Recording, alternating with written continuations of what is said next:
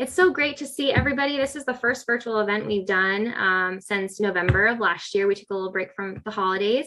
So thank you guys for joining us today. I am very excited because we have our first ever alumni-led Lunch and Learn lecture. We've had it with faculty from our various colleges, and we have such talented alumni living all across the world who are truly experts in their areas. And so I kind of opened it up for alumni to submit proposals for lectures to see if there's anything that our alumni wanted to share with each other. And I'm so excited because today is our very first one, and we are joined by Hannah Becker. And she's up on the top left of my screen. So maybe I'm pointing to her. I don't know if all of our screens look alike. But before we get into that, just quick housekeeping. Please keep your microphones on mute throughout the duration of our chat today. Until the end, we'll have a 10-minute section for questions. But if you think of your questions beforehand, please go ahead and type them in the chat and we'll circle back and answer them. But yeah, if you could keep your microphones on mute until then, that would be great. And for those of you who don't know me, my name is Jillian, and I work in the Office of Alumni Affairs here in Melbourne, Florida. And don't be fooled by the sweater. I am in Florida. It's just a little chilly this week. And so we are going to get into getting acquainted with Hannah. She is class of 2015. Who will be talking to us today about managing our digital footprints online and our social media and how we can leverage it to our benefit. And in our digital world, I think it's safe to say that this is useful for you, whether you are a new professional just graduating, or if you're a seasoned professional who's been working for many years and maybe just kind of getting into social media now. A little bit about Hannah. She is the creative director at Becker Digital, a service-disabled, veteran-owned small business that develops public relations and social media strategies for government and nonprofit organizations. Hannah's innovative digital strategies lead the way in community relations, multi-generational communications, and social media initiatives. She holds a bachelor's degree from Mississippi State University, a graduate certificate in nonprofit leadership, and an MBA from Florida Tech. She has multiple certifications in cybersecurity, public relations, and website design. Hannah previously served on the Kansas Department of Agriculture's Advisory Council, the Olathe Health Advisory Council, I hope I said that right, and Military Family Advisory Network's Advisory Board. Today, Hannah is an adjunct professor at Virginia Military Institute and outreach ambassador for Military Officers Association of America. So Hannah, thank you so much for volunteering your time today to talk to us all and allowing us to learn something new. And with that, I will turn it over to you. Thank you, Jillian. Hi, everyone. I'm excited to see you all and be here. I'm going to share my screen.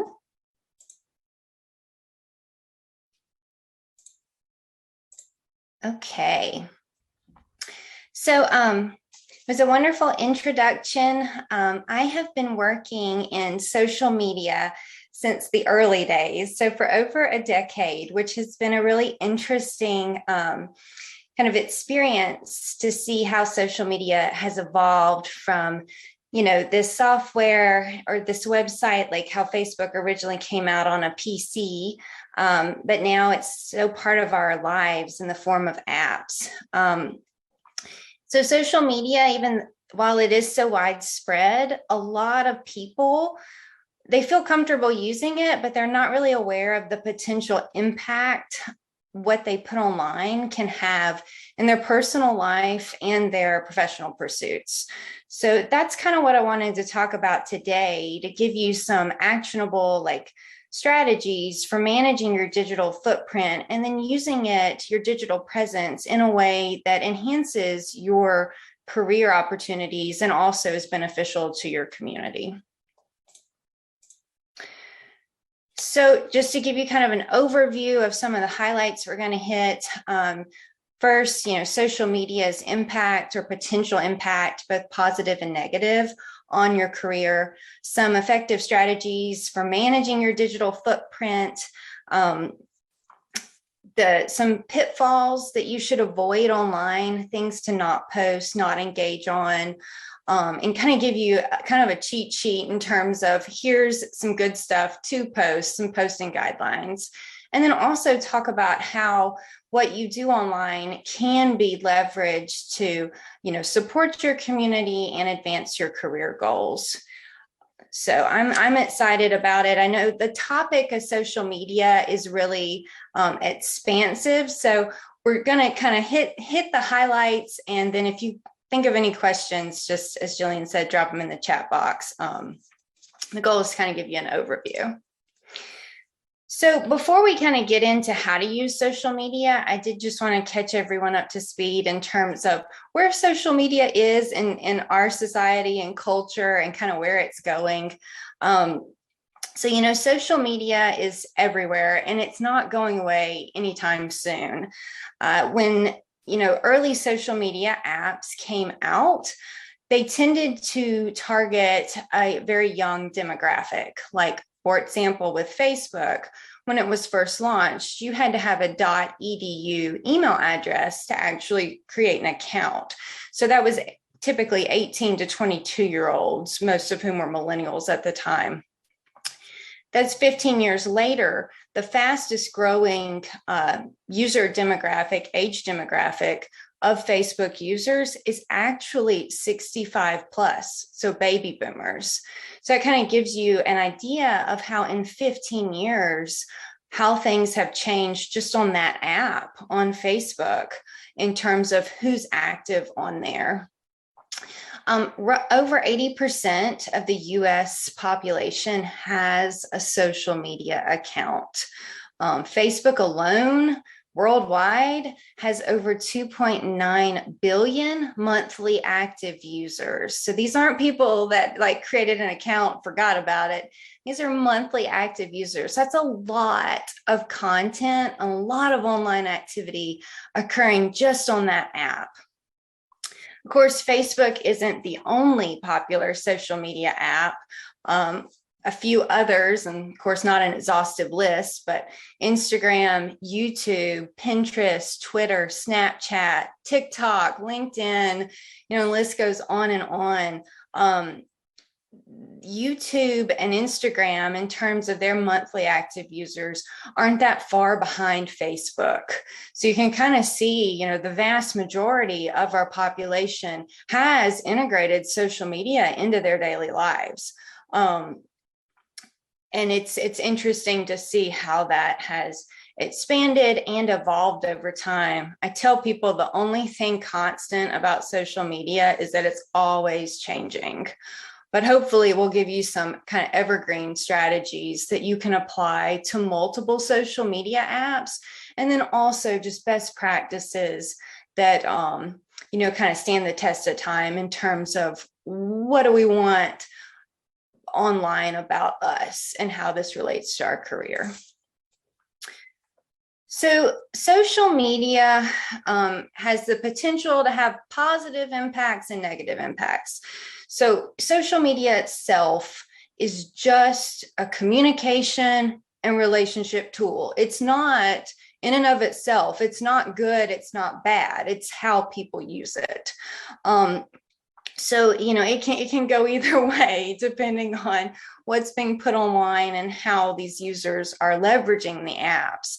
When it's used in a positive way, in an effective, responsible, ethical way, social media can help professionals build their personal brand and their reputation. It can help you grow your professional network and connect with new employment opportunities, new business ventures. It spread awareness about your company or your interests. It can also help or provide a platform for professionals to crowdsource, market and industry insights and have access to other professionals in a similar sector that without social media, you may not have that type of kind of in with. So it can be really valuable in terms of relevant information. And then also it can be a great way to support organizations in your local, regional, and even global community. And we saw this very widespread, or perfect example during, the lockdowns with the pandemic, when everyone was sent, with stay-at-home orders. We could still engage with each other online, and then we could also even still, support companies and organizations that were important to us through social media. So positive impacts of social media can improve, quality of life. It can forge some really good, strong professional relationships, provide resource access. However, at the same time, and I'm sure you've all seen this play out, social media can have the opposite effect. For some, it can strengthen their reputation and enhance their career. And for others, when social media is used in an irresponsible, unethical manner, it can totally destroy reputations and diminish company values just off of tweets and posts. So some negative outcomes or fallouts from, less than professional social media behavior include, diminishing or even destroying your professional reputation. It can shrink your professional network when people you're connected to see stuff that you're posting or engaging with online that's not true, that's discriminatory or harassing. It can reflect very poorly on you. It can also limit your professional opportunities in terms of employment and entrepreneurship. The vast majority of recruiters are checking job candidates' social media accounts. They are looking to see, who is this person? How do they behave? How do they conduct themselves online? Because that divide between our digital world and our physical world is so rapidly diminishing.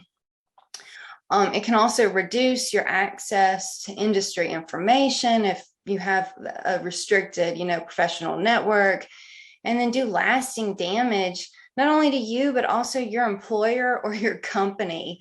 What someone that's affiliated with an organization puts online, today's users view that as somewhat of a reflection on the company. So that's just something to also keep in mind. And then social media can be a great way to bring communities together, but it's also can be used to foster disconnect and disharmony within our communities when it's utilized in an unprofessional manner. So a few things to kind of keep in mind. I think about what we post online is like having a ripple effect. If you're standing on the bank of a river and you toss, a stone in, it's kind of like posting something online, and you see these ripples that go out from the stone that you toss in the water. And it kind of applies to what we do online. When we're posting something, we may not be mentally thinking through every single person that's going to see that post. However, the reach, due to how these social media apps are built and the networking effect on them, the reach can be expansive. And so that's quite different than if we call someone or email someone. The audience to that communication we are aware of. It's one person or a few people. But social media has such a wide reach and a potential for ripple effect. It's really important to realize that what you post online may not stay online. So everything that you share, everything that you post is potentially visible to a wide network of human beings. These people read, they watch what you post, not only what you post, but what you engage with, content you engage with that pops up in the feed. And that kind of digital image of you, your digital footprint, may alter their perceptions of you as a professional. Social media is not just another app for entertainment. Entertainment is one potential benefit of social media, but that's not where it ends. This isn't a gaming app. Social media is a networking platform. And so everything that we put online is an extension in essence of ourselves. So when people go on social media with the intent, to goof off and maybe kind of be a little more relaxed on there, it may be, they just need to kind of keep in mind that everything they do online can be an extension of them, and kind of keep that in mind as to how that reflects on their reputation. And then the divide between our physical world and our digital world is just getting smaller and smaller and smaller, which means we have to be so intentional about what we do put out, because the impact can be so broad. And then the impact with social media is really up to us, whether we want it to have a positive or a negative impact. Social media in and of itself, not necessarily good or bad, it's just in how we use it. So now that we've talked about some of the stuff that can go wrong on social media, I do want to talk about your digital footprint, what it is, and kind of what you can do to manage it and make sure that it is leaves a positive impact in terms of your reputation and your career. So digital footprint is a term, and all it means is it's just referring to the information about a person that exists on the internet as a result of their online activity. So social media is a part of this. Your social media content and activity is part of your digital footprint. We've probably all seen this kind of play out in the news, where something someone posts or engages with, whether it's like a higher profile politician or CEO, their digital footprint, their digital activity casts the company or their reputation in a bad light. So with social media apps, another thing to kind of keep in mind is that just because you have your privacy settings set high on social media apps, that can kind of provide a false sense of security regarding the actual confidentiality of your digital footprint. Just because you have your privacy settings high doesn't mean that someone that is connected with you can't screenshot whatever they saw you do online and send that to others.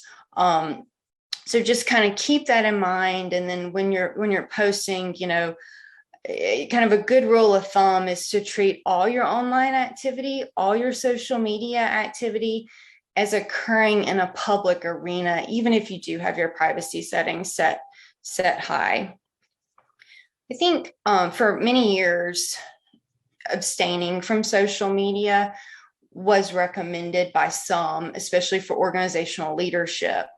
That kind of train of thought is now considered broadly as somewhat obsolete and antiquated. And it's abstaining from social media, especially as a professional, it can limit your opportunities, it can limit your reach, it can limit your impact. And then it also communicates something about you. Either maybe you're not comfortable using technology and tools, maybe you are not open to connecting with members of your organization or people in your industry. And so a better approach with that is to kind of take control of your digital footprint and be intentional and about using social media for good. Another thing with organizational leaders that do abstain from social media, just because you're not on social media, it doesn't mean people are not posting stuff about you or your company. So you kind of lose control of the messaging and narrative being said there, and it's all kind of one way. So it's generally considered better to kind of develop digital leadership skills and be intentional about your social media activity so that you can realize some of the positive impacts of being online. So kind of to give you some guidelines on whenever you're kind of deciding is this is this photo or is this thought or is this article worth posting online or not on your own social media feeds? I worked up a few kind of questions that I go through to kind of provide some insight. Whether or not to post something is always going to be on a case-by-case basis. There's really not a blanket statement for, many of the types of posts that someone might find themselves kind of deciding on whether or not to broadcast out. So here's just kind of a few questions that I found helpful working through when I'm kind of sitting on the fence, like, should I post this or not? The first question is, if this social media post was someone's first impression of me, what might they conclude? So they don't know you in person, they've never met you before, and everything they think about you is going to be off of this social media post that you're debating whether or not to publish. So that's a very limited amount of information about you. But in many cases, the digital footprint can be the first impression of, modern professionals. So just kind of thinking of things in that light can help you kind of navigate these to post or not to post situations. Other things to ask yourself, would this post help or hurt, my personal reputation or my company's reputation? Would my boss or clients be happy to see this, or would they not be happy to see, a post like this that I put out? If you are employed, it's a good idea to be aware of your employer's social media policy if they have one. It's kind of a wide range in terms of modern organizations, what their social media policies include, but many provide you really good guidelines on what they do, allow you to post and not post. So that's something to think about. Also ask yourself, are you being fair and accurate with this information that you're contemplating disseminating on a social media app? Do you know the source? Is it valid information, or did you just see someone share it and you thought it looked cool, so you're going to pass it on? Just because something's online doesn't mean it's valid, and it doesn't mean it's accurate or quality. So you want to make sure you're checking sources of what you're looking at disseminating online. Also, are you being respectful with this, or are you angry? Are you insensitive? Could this be viewed in malintent? And then also, does it respect intellectual property? If it's a photo that you're sharing online, you want to make sure, if it's not your photo that you took, you need to have permission before sharing or spreading that, or at least, make sure you have the creator identified, so you're not violating intellectual property. And then finally, is this information confidential? Is it confidential, sensitive information about the organization that you work in that doesn't belong online? Is it confidential information about someone who may have not given you permission to share this online? In those situations, if you feel the need to communicate this, it may be better through a different medium besides social media, like maybe a one-on-one conversation or something, but it may not belong on that public forum that social media so often is.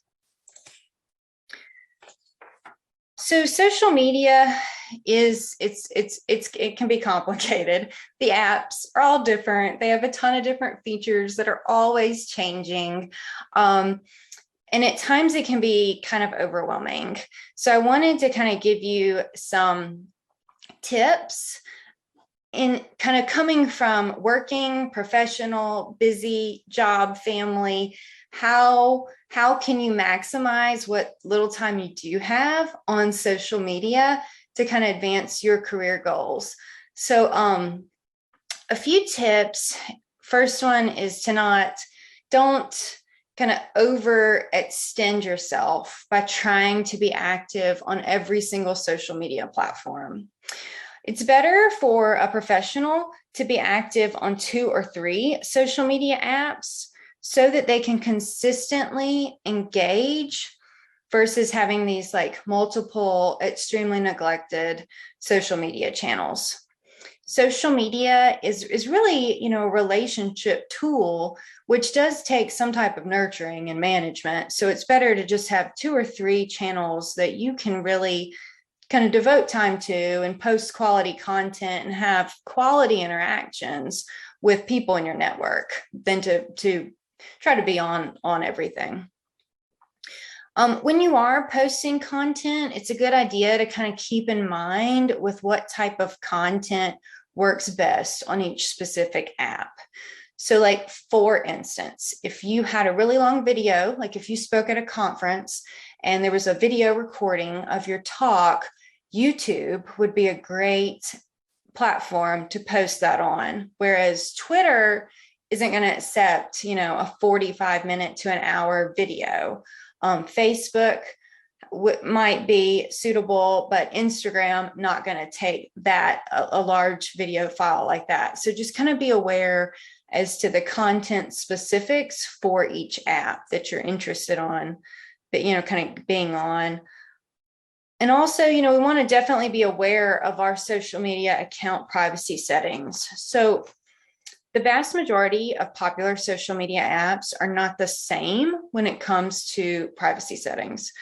They may have some variation in there. So as a responsible social media user, it may be kind of a good practice to routinely review your privacy settings. The apps will often update these privacy settings and features and options. And so I quarterly just have in my electronic calendar to go through, check my privacy settings, and then also check all of my social media profiles to make sure that it's consistent and professional, and that there's not any personal information that may have been required, like when creating the account, that's visible. Like for me, my Facebook profile in its like original form required me to enter a birthday and then also a phone number. And when they updated privacy settings, this was made visible. So I found that and was able to hide it again because I didn't want a personal phone number, nor did I want a birthday, which can be identifying information visible online.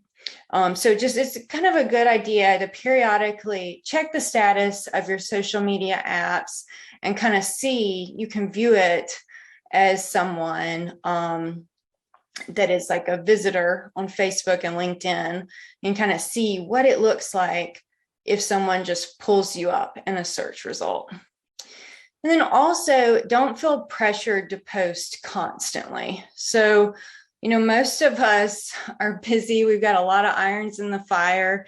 When it comes to social media, posting multiple times a day, quality content, that's a full-time job.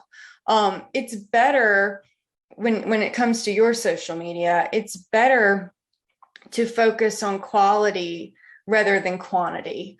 If you only have 15 minutes a week, to go on LinkedIn and share some industry insight or something related to your work, that's totally fine. You can still have an amazing positive impact with that.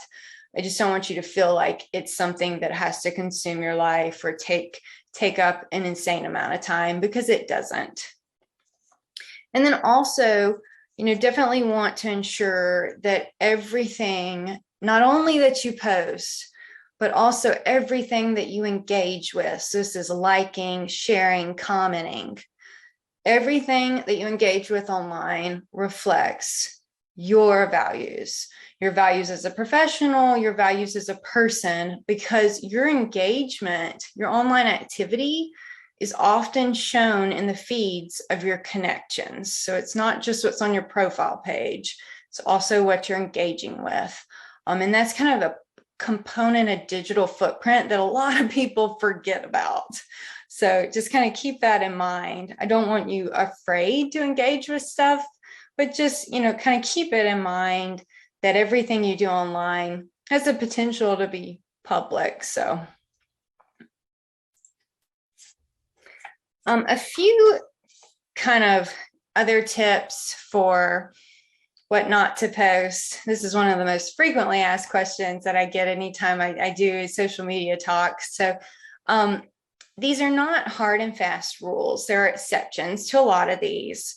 For instance, if you work in politics or you are a professional faith leader or religious professional, that would be an exception. But for the vast majority of us, these are just kind of some good rules of things to maybe avoid and or communicate on a non-social media platform, like maybe face-to-face or maybe via email or phone call, that type thing. So good tips or good things to just generally avoid posting are things like complaints about your coworkers, clients, your boss. In general, it's just good measure to avoid posting negative commentary about people online. Because this can be attacking and it can be harassing depending on the content and just generally, unprofessional. Such discourse is probably best discussed one-on-one with the involved parties, not posted to Facebook or in a Twitter rant or tagged on LinkedIn. That's just something to kind of keep in mind. Divisive political and religious beliefs. Again, if you work in politics or, for a religious organization, that would be likely somewhat of an exception. But for most of us, posting about these kind of hot topic or highly charged or potentially highly charged matters may not bode well in terms of a career sense, in terms of your professional reputation. So, again, there are always exceptions to this, but if you are going to engage on something political or religious online, it may just, you may need to kind of approach it, be aware that engaging on that type of content can require a little more finesse when it comes to posting about it than, oh, hey, here's a cool pic of my dog or a photo of the beach when I went on vacation, that type thing. So just kind of go in eyes wide open with that. And then obviously erroneous content from low quality sources, we don't want to post, right? So we want to know where this information that we're posting about comes from. Is it valid? Is it reputable? Is it accurate? We don't want to engage in spreading misinformation online. And then finally, too much information about pretty much anything is kind of a social media no-no. So, don't post confidential information about your organization. Don't share privileged information that a friend or a colleague entrusted to you.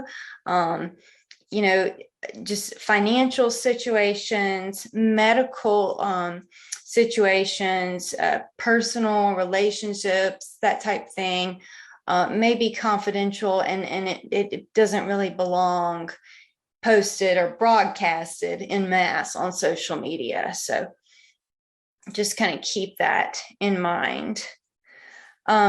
Again, before you post things online, keep in mind, if a stranger who never met me saw this post and he drew conclusions off me just based on this post, what would their conclusions be?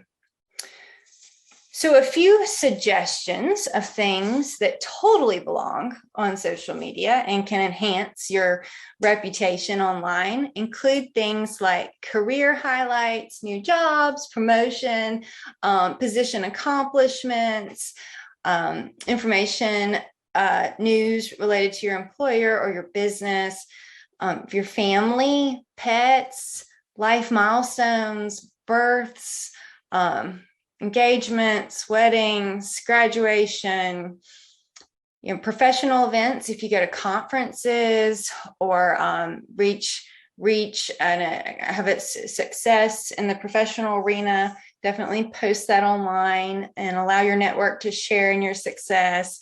Helpful resources from verified and valid, high quality sources. Do-it-yourself projects that you've accomplished, hobbies, interests that you have, your educational achievements, travel photos, travel videos. If you're involved with nonprofit organizations that raise awareness or engage in any type of legislative advocacy, that could be a really good thing for you to share with your network. Events that you go to or host, and then inspirational content that enhances quality of life for either yourself or others can always be good content to spread to your network. Kind of the bottom line with social media stuff, what you're putting out, what you're doing online, is what's common sense in real life, what you would say to someone to their face, is common sense on social media.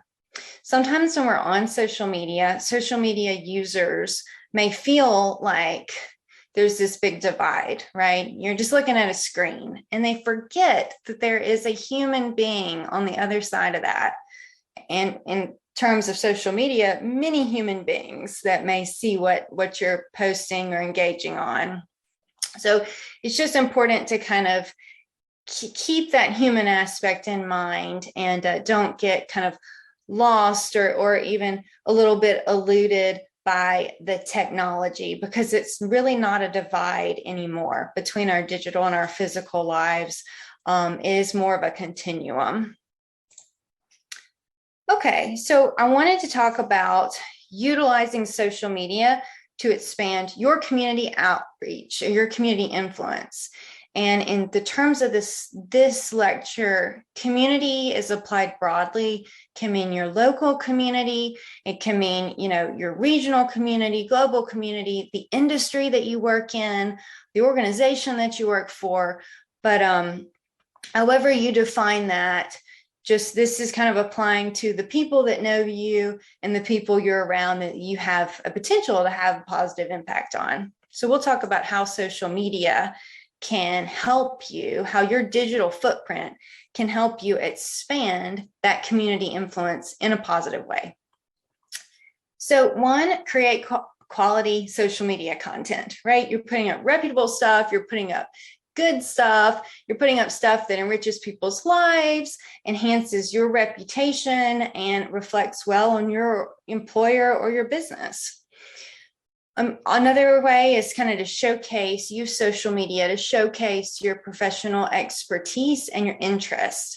When this is done well, you can really set yourself up as a thought leader in your industry and your community, a subject matter expert in something that you're very excited about and skilled at.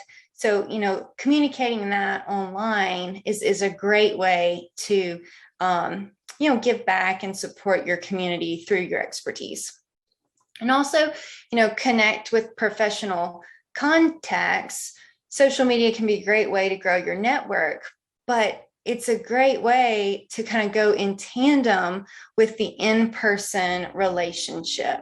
So if you meet someone at a conference, maybe you don't see them for another year, till the conference rolls around, but you can connect online and you can stay in touch and kind of nurture that relationship through social media, which is especially important now during times of a pandemic where, we're not going to in-person conferences. So this has been a great tool to help us continue expanding our network and give back to our community.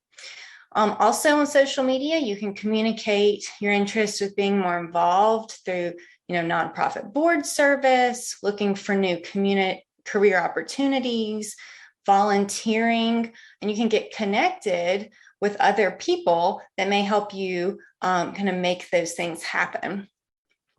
And then also on social media, you can kind of pay it forward by helping job seekers in your network connect with potential employers. You can recommend small businesses in your local community to others that you know, and kind of give back and expand your community influence that way.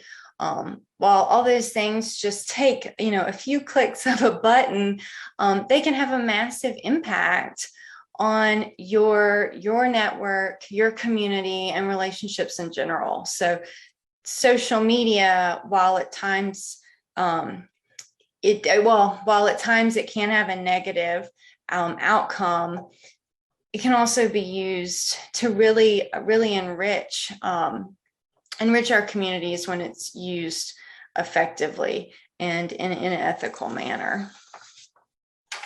So to give you just kind of some quick and easy next steps, as far as if you want to take your social media to that next level and, connect with career opportunities, enrich your community. First off, after the webinar today, sometime, just check out your digital footprint. Google yourself. See what is online about you.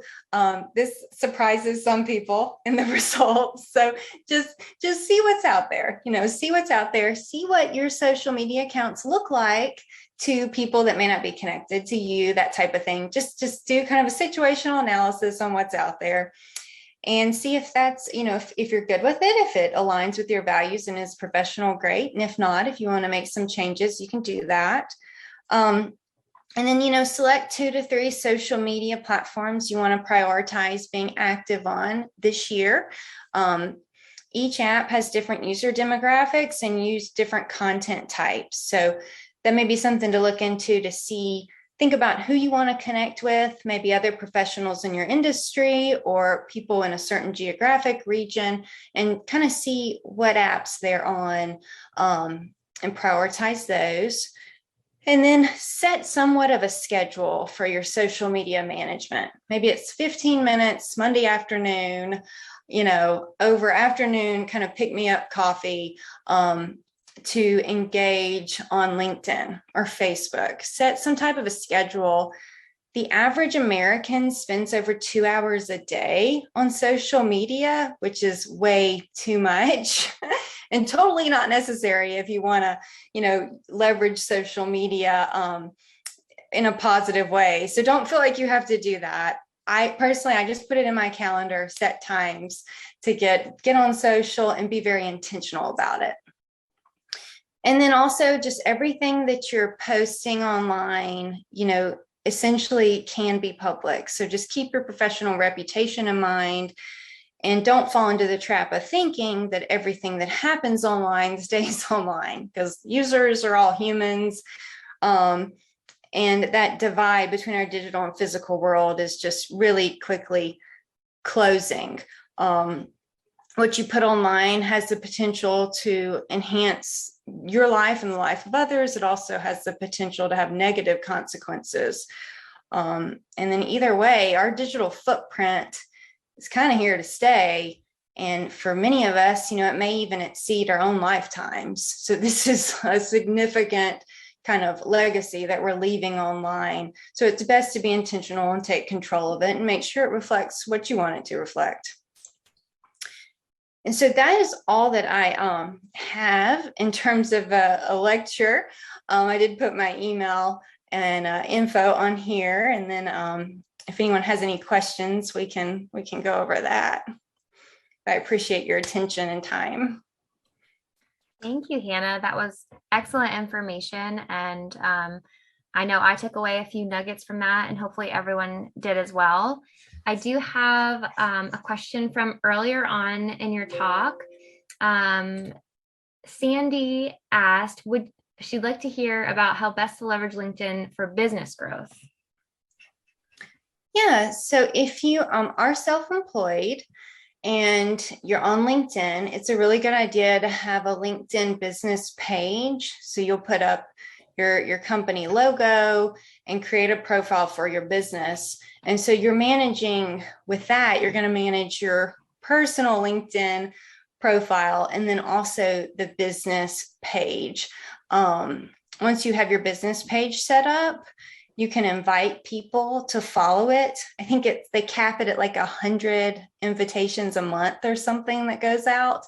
So it can be a good way to get the word out and connect with people that either would be your customers or clients or people that are in that industry. In terms of networking for business growth on LinkedIn, I think LinkedIn is like this great follow-up option for networking. So if you meet somebody at a conference, either in person or virtual, or you're like introduced to someone in the industry, or you have a phone call or something like that, connecting on LinkedIn is kind of a great way to follow up with them. And then if they connect with you, they will see your business information in their feed periodically. So it just kind of keeps them in the loop. And they can kind of get to know you and your business a little bit better. So LinkedIn is terrific in terms of business development. I would definitely put that as like number one on in terms of the business side of social media. Excellent. Does anyone have any other questions for Hannah? We have about 10 minutes, so don't be shy. You can either pop them in the chat or unmute and ask yourself. All right, so there's a couple more here. Okay. Damien asked, I have my company on LinkedIn, but would like to put it on other sites as well, such as Facebook. Do you recommend making a business login account to do this, or use your personal account? LinkedIn is very business centric, so easy that it is less personal to deal with. Yeah, that's a great question, Damien. So for Facebook, I would definitely create a standalone business page for your company. You can certainly share your business content, via your personal Facebook account, but I would take the time to set up a business page specifically for the company. That way too, if leadership in your company changes, or if you sell your company, you can transfer that as part of the assets with the company. In terms of like what social media apps your business needs to be on, I would definitely, figure out your target market and what apps they're on. For instance, Gen Zers, they're not on Facebook en masse. Baby boomers are, and Gen Xers are. So for Gen Zers, I would definitely prioritize Snapchat, Instagram, TikTok, that type of thing. So yeah, just kind of identifying your target markets and then looking at the stats in terms of who are the active users on each app. All right, Cindy asked, can you please share some tips or best practices to leverage social media channels when your company is in the news due to something bad or negative happening? So like kind of PR. Yeah, that's a great question. So social media is a huge part of crisis communications now. Back in the day, an article would come out pre-social media, and you would just see like this trail of op-eds that get published over a period of weeks and maybe some news features. But now negative news hits, and like within seconds, there's this whole social media storm. Tons of comments about this. So best practices with crisis communications in the age of social media is do not go silent. Do not just ignore it. You've got to take control of the narrative. You've got to provide an alternative message, maybe meet it with facts if the PR kind of fallout isn't accurate. Meet it with facts and be extremely timely. This is not something to sit on for 24 hours. This is something to get on as soon as possible. If you have a company, there's lots of different social media listening and monitoring software programs that you can subscribe to that are very affordable, that you can get notified if there's negative social media posts about your company. If you can't afford something like that, I would just engage in like routinely searching for your company online, seeing if there's anything negative. And you can set up a Google alert for your company, which would hit like news articles and blogs even, which while blogs aren't necessarily an authoritative source, blogs have kicked off a lot of PR crises over the past few years. So it's kind of a good idea to just, keep an ear to the ground in terms of what's being said. But as far as effective strategies, you don't have 2 weeks to come up with a response. You need to act soon. You need to be accurate. And you need to, if it is something that the company made a lapse in terms of responsibility, you need to be accountable for that, and get on it quickly to have a successful recovery from that. Awesome. Thank you, Hannah. I don't see any other questions right now. So last chance for folks to ask something if you have a burning question. And my question for you, Hannah, is, you mentioned that you've been working with social media kind of since it all came onto the scene. And so I was wondering, like, in the past few years, like, what is the biggest thing that you've learned about social media and how it's evolving going into the future?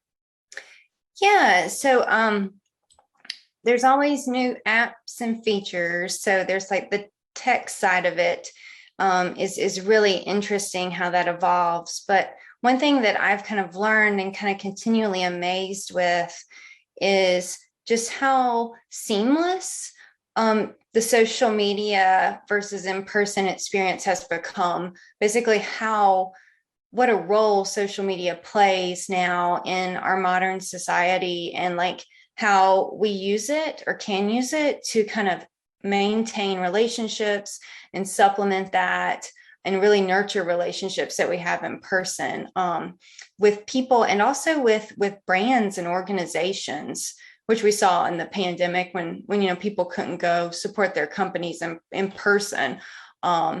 It's interesting to see how social media has become such an extension of ourselves, and just the role that it plays in terms of connecting with people. I don't think many people saw that coming, when Facebook launched. I think we just thought it was going to be another website.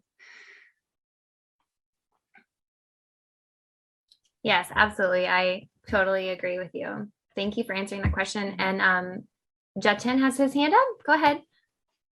Hello, thank you so much for all this useful information. I just have a question regarding YouTube, and I'm sorry if this was talk. I had to drop for a call for about 10 minutes, so I apologize. I'm planning to watch the recording. But I graduated from FIT 2050 from electrical and computer engineering. I work as a software developer. I'm planning to launch my YouTube channel. My audience will be international. I have no plan to post that on my LinkedIn profile, but how can I keep my professional life with my YouTube channel if I go with that route? If you can put some shade on it. Yeah. So your question is, how can you keep them kind of separated, your professional kind of footprint on LinkedIn and then the YouTube channel? Mm-hmm. Yeah, I don't want it. I'm not intent to share that anything on the social media, but it's still YouTube is a social platform. So I don't, and how can I don't want it to negatively impact on my career. Right. So when you set up your YouTube channel, I would definitely have like a brand. So kind of like a company name that's maybe not your name, because we don't want like recruiters searching for you. Like if you look for another job, and the YouTube channel, especially if it's popular, may even come up higher on results than your LinkedIn. So I would have like a distinct brand. And then in your channel, when you create the profile, maybe not put your name, or maybe have like a stage name, kind of a pseudonym. To a lot of influencers do, go under pseudonyms now. So I would have that kind of brand developed, and then put that on YouTube. And then I would encourage, depending on your target market for the YouTube channel, I would encourage you to maybe look at some non-LinkedIn social media apps to kind of refer traffic to your YouTube channel, like maybe a separate Facebook or Twitter specific to that YouTube channel brand, could be a good way to kind of like reach people that would support your channel that maybe aren't within your professional network, especially if you want to kind of keep it separated. But I would definitely think about keywords and that type of thing when you're creating that brand and you're posting it online. Absolutely. Thank you. Great question. I think we have time for maybe one more from Damien. He asked, how do you find usage stats for companies on the various social media sites? Yeah, so different, some of the apps, if you go to their website, not like where you would log in for your profile, but to their company information, some of them have detailed user stats that are updated. So like for Facebook, for example, I would not, you want recent stats because these apps, user demographics change, right? So you want recent stats. So I wouldn't look anywhere past 2021. So like recent stats. So some of them will have it on their company, their corporate website page or website. And then there are a lot like a Social Media Examiner and HubSpot are two sites that periodically do post user demographics for popular social media apps. So you could kind of search that online, like Facebook user stats 2022 or 2021. And many of the marketing blogs that are reputable and publications will have that stuff available to you. And then Pew Research actually does have a fair amount of user stats, but I think the latest I saw from them was 2020. So you may want to try to get a little bit more recent. Awesome. Thank you, Hannah. So before we wrap up today, I had a request from Keem to do a group shot. So I'm going to do gallery view. And if you guys want to be in our group photo, please feel free to turn your cameras on. And then, oh, look at you. Love to see people's faces. It always works with Zoom calls. It's just like, hey, oh, there's a photo. Yeah. Let's get on camera. We usually do it for our social gatherings, like our mixology classes and stuff. But you're right. It's always just good to get a little snapshot of the group, and it's fun. All right. So, oh, we still have more people turning them on. All right. I'll give you one more second. Okay. I'll cue you with the smile. Hold on. I don't want your faces to freeze. So, all right. 3, 2, 1, smile. All right. Thank you guys. I'm just going to do a little screen grab. Perfect. All right. Well, thank you, Hannah, so much for, as I said before, volunteering your time today to teach us all something that we can use, I'm sure, in our daily lives, every single person. So we really appreciate you. And if anyone on this call would like to submit a proposal for a lecture of your own, please let me know. I'm going to be sending a follow-up email with a recording of our event today by tomorrow morning. So you can just respond to that and I can send you the link for the submission. So thank you so much again. And I look forward to seeing you at our next virtual event. Stay tuned on your email for upcoming virtual events. Thank you.